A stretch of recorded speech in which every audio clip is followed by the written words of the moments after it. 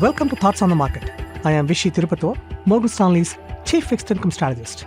Along with my colleagues bringing you a variety of perspectives, I'll be talking about the challenges of the commercial real estate markets.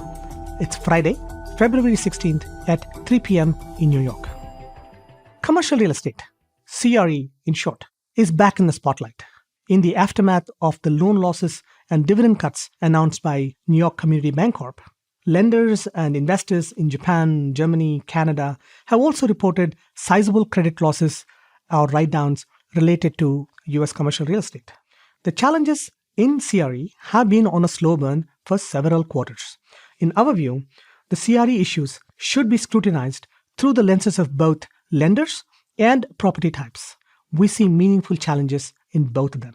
From the lender's perspective, we now estimate that about $1.5 trillion of commercial real estate debt matures by the end of 2025 and needs to be refinanced. About half of this sits on bank balance sheets. The regulatory landscape for regional banks is changing dramatically. While the timeline for implementing these changes is not finalized, the proposed changes could raise the cost of regional bank liabilities and limit their ability to deploy capital, thereby pressuring margins and profitability. This suggests that the largest commercial real estate lender, the regional banking sector, might be the most vulnerable. Office, as a property type, is confronting a secular challenge. The pandemic brought meaningful changes to workplace practice. Hybrid work has now evolved into the norm, with most workers coming into the office only a few days a week. Even as other outdoor activities, such as air travel or dining out, have returned to their pre-COVID patterns. This means property valuations, leasing arrangements, and financing structures must adjust to the post-pandemic realities of office work. This shift has already begun, and there is more to come. It goes without saying, therefore, that regional banks with office predominant in their CRE exposures will face even more challenges. Where do we go from here? Property valuations will take time to adjust to shifts in demand, and repurposing office properties for other uses is far from straightforward.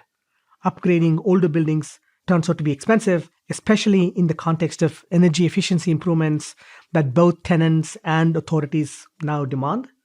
The bottom line is that the CRE challenges should persist, and a quick resolution is very unlikely. Is it systemic? We get this question a lot.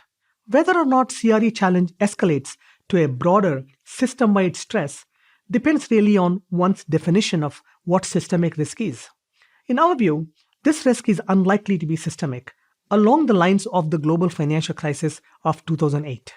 That said, strong linkages between regional banks and CRE may impair these banks' ability to lend to households and small businesses.